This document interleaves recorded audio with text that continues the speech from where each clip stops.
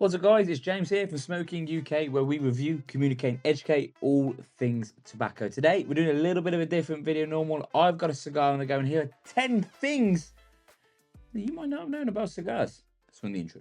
We interrupt this program to bring you an important announcement.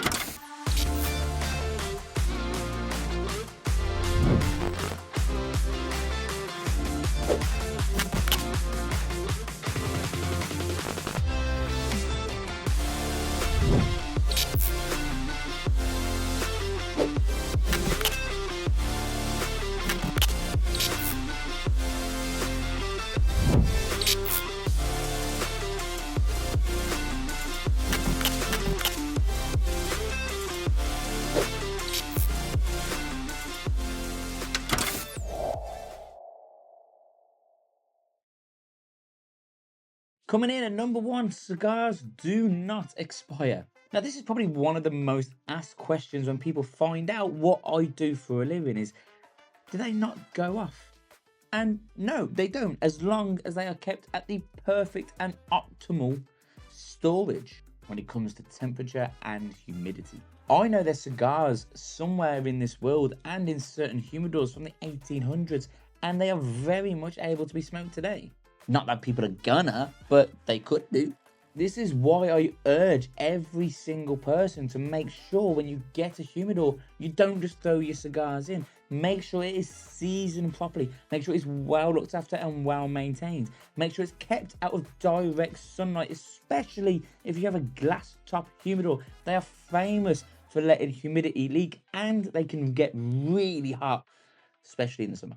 Coming in at number 2 is you are not, and I repeat, not meant to inhale the smoke from these little things. I know there's cigar smokers out there that say they do, and it's just something that they've always done, and it doesn't make you look tough, it doesn't make you look clever. That's not what these things are designed for. These things are designed for flavor and relaxation. And to be honest, if you do inhale the smoke from a cigar and you enjoy it, you must have lungs of steel, because the smoke from a cigar is a lot more dense compared to a vape or cigarette. Hence the reason you're not supposed to inhale the smoke. Sit back, puff away on it, enjoy it, and savor all those flavor profiles that the master blenders have put a lot of time and effort into creating. Coming in at number 3, Cuban cigars doesn't always mean better. Now, I'm not bagging on Cuban cigars. I love Cuban cigars. Believe it or not, on Tuesday I actually dropped a video of my top 4 Cuban cigars to smoke during the spring of 2025. But again, when people find out what I do, or if I'm smoking a cigar in the street, if I'm in a pub garden, wherever it is, sat outside a cafe, people always come up to me and say, oh, is that a Cuban? Because they instantly assume, because it's nice, big and bulky, it's a nice chunky cigar, it's a Cuban stick. Or people automatically assume when they're buying for an occasion, they come to us and say, I need a Cuban cigar for a wedding. Why?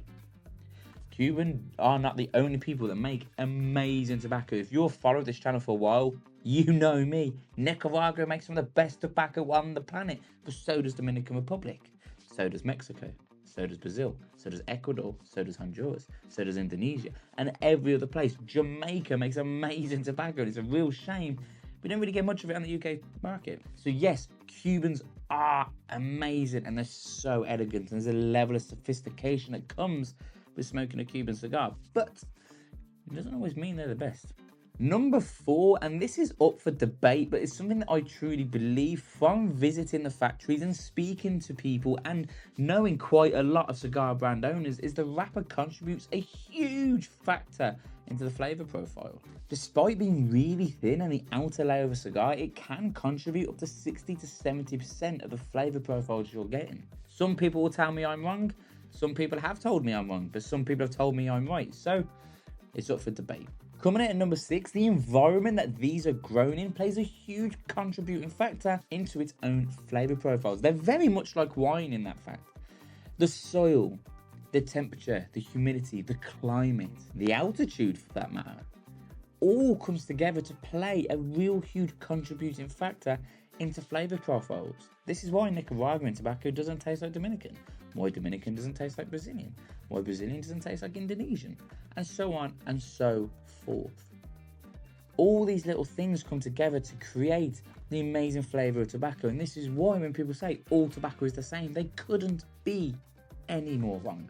Coming in at number 7, size has no contributing factor to strength.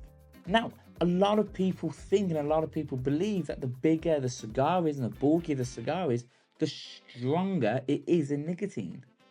That's not always the case. Some of the most strongest cigars I've ever smoked that have even made me and my head go a little bit fuzzy have been tiny. Yet some of the biggest and bulkiest 6x60s, 7x70 cigars have been the most mellow cigars I've ever smoked in my life. It all depends on the blend. Coming in at number 8, retrohaling is really important if you want to experience the entire flavor profiles that a cigar can give you. Now, I actually answered this question not long ago on the Smoke King TV podcast, which we drop every single Wednesday over on Spotify and on YouTube, so go and check those out if you haven't already. But somebody asked me, is retrohaling really important if I want to taste everything in the cigar? Absolutely. A lot of your taste receptors are in your nose. This is why if you try bad food and you see people pinch their nose, because it's supposed to dull down the senses and dull down the flavor profiles from whatever it is in your mouth. Now, if you are just sitting there and you want to enjoy a smoke, you're not really bothered about the flavor profiles, you want to sit there with a nice ritual of smoke a cigar, then no, it is not important. But if you want to taste everything that Master Blender intended you to taste, learn how to retrohale. I even have a video teaching you how to do it. Number 9, cigar bands were originally designed for royalty. Now again, this one is up for debate, but legend says it that the cigar band was originally designed to keep the hands clean and scent from European royal families, especially Queen Catherine of Spain. But who knows? Let me know what you think in the comments. And coming in at number 10, cigars can be over humidified. Now, do not get me wrong. I think as a cigar culture, we fixate on humidity way too much. A little bit of fluctuation is not going to harm your cigars. After all, think of the climates that they're grown in and kept in originally before they even come over to the UK. So if your cigar's sitting at 65, 66%, it's not the end of the world. I personally keep mine at 64 to 65 because I like to age mine and then I bring it up slowly in humidity before I smoke it. It's a long old process, but that is what personally works for me. If your cigars are sitting at 70 to 71, it's not going to be the end of the world. It's down to your personal preference. However, if you're starting to see your cigars reach up to 75, 76, 80 plus, that is when you have a cause for concern. It can burn unevenly, taste musty, you can have beetle problems, it can grow mold. And that is when you're going to start ruining your cigars. Ideal climate is between 64 and 70%. Obviously, you're always going to get a fluctuation. And the one thing I also want to add in here is almost like a bonus little tip for you at the end. Whatever your humidity pouch says, if you are using humidity pouches, there is always going to be a fluctuation of about 3%.